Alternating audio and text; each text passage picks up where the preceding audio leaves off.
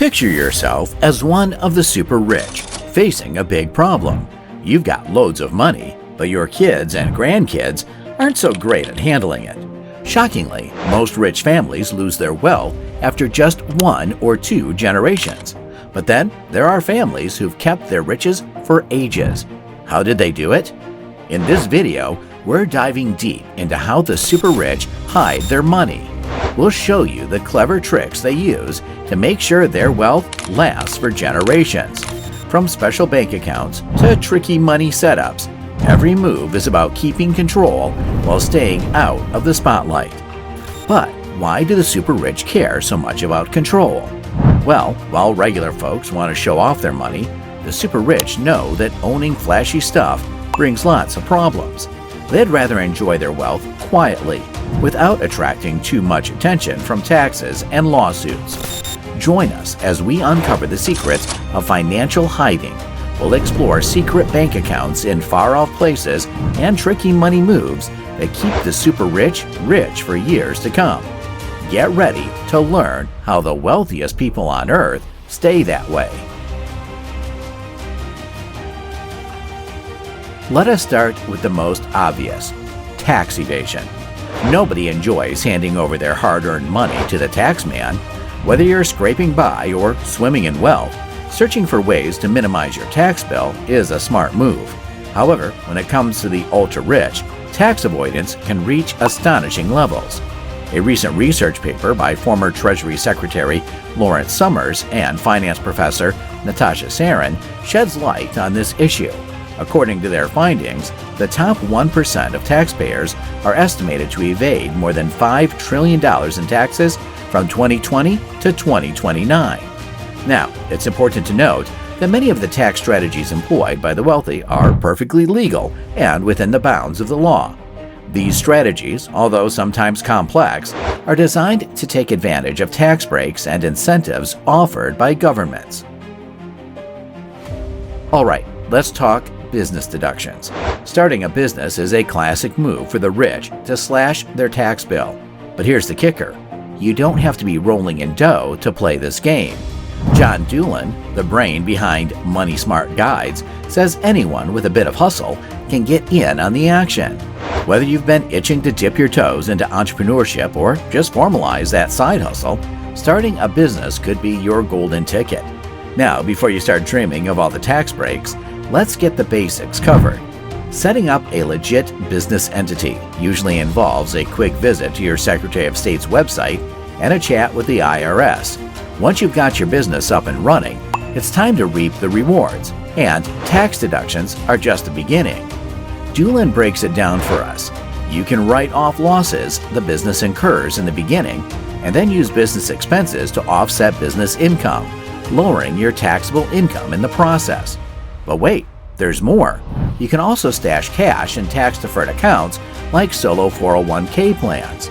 These bad boys let business owners save a boatload more than traditional 401k plans because you're contributing as both the boss and the employee. Now let's dive into another sneaky tactic the rich love: hiring family members. Yep, you heard that right. They're bringing in the fam to shield their income from those pesky taxes. And guess what? You can do it too, even if you're not swimming in cash. Here's the deal: if you've got a business, you can put your spouse or kids on the payroll and pay them a salary. And get this, the IRS is totally cool with it. They even say that one of the perks of running your own business is hiring family members. But how does this benefit you? Well, as John Doolin puts it, your business gets a write-off and your spouse or child can put the money into tax-deferred accounts. These accounts are like fortresses that shield your money from taxes. Pretty neat, huh? Just make sure you're playing by the rules. That means coughing up any necessary payroll taxes. Next on the list of tactics is vacation homes, another favorite hideout for the rich to stash their cash away from Uncle Sam. According to realtor Brian Vance, thanks to recent changes in tax laws, owning a vacation home can be a sweet deal. While deductions for things like mortgage interest on your primary residence may not be as juicy anymore, owning a vacation home opens up a whole new world of tax benefits. Rent out your vacation pad for less than 14 days a year, and guess what? The rent you earn is usually tax-free. But wait, it gets better. Rent it out for more than 14 days, and you can deduct expenses like mortgage interest, property taxes, maintenance, and even depreciation. It's like hitting the tax jackpot while chilling in your own slice of paradise. Alright, let's talk real estate tax deferment. Another nifty trick the wealthy use to give the IRS the slip. When they're ready to sell off an investment property, like a vacation home, they whip out a nifty tool called a 1031 exchange. Jim Wang, the mastermind behind Best Wallet Hacks, breaks it down for us. Here's the scoop. If you sell a property and use the proceeds to buy another like-kind property, you can kick those capital gains taxes down the road. It's like playing a game of hot potato with the IRS. You're swapping one investment for another, so they let you slide on paying taxes for now. So, how do you pull off this tax magic? Simple. Complete a 1031 exchange. Sure, you'll have to face the music eventually and pay those taxes, but until then, you're free to keep playing the real estate game without worrying about Uncle Sam taking a big bite of your profits after every sale. And get this, there's no limit on how many times you can use this tax deferment trick. It's like having a get-out-of-tax-free card in your back pocket. If you think life insurance is only about protecting your loved ones, you're highly mistaken. For the rich, it is mainly a favorite playground for the rich to park their money.